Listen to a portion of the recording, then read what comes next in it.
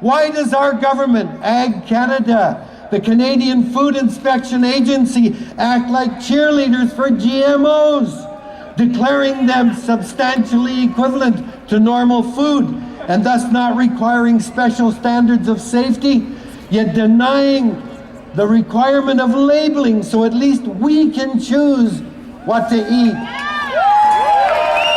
Money talks.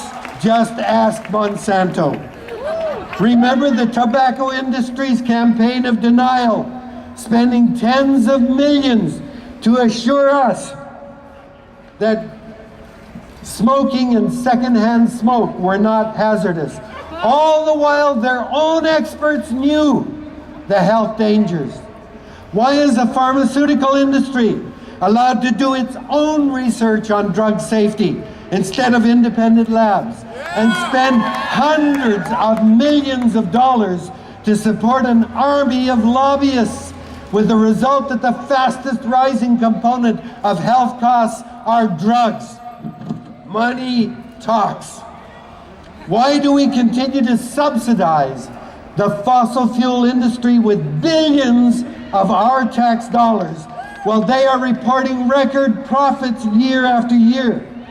Do you think the development of the tar sands, the Enbridge pipeline, or LNG ports will be possible without massive subsidies from us, the taxpayers? Money talks.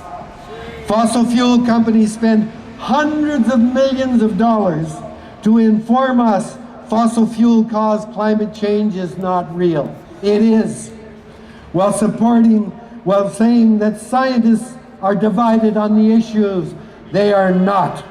While supporting right-wing think tanks and skeptics and websites, all to confuse the public and keep government from acting. And while they're doing this, they are in full knowledge that what they are denying is real.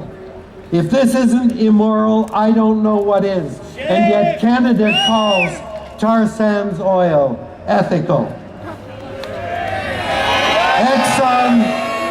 Exxon has reported record profits, yet has fought against a class action suit brought by people impacted by the Exxon Valdez oil spill. Exxon has lost over and over again in the courts, but has appealed each time, and to this day, Exxon has not paid a single cent to the victims of the Exxon Valdez oil spill. And Exxon is one of the major contributors to the campaign of disinformation about climate change.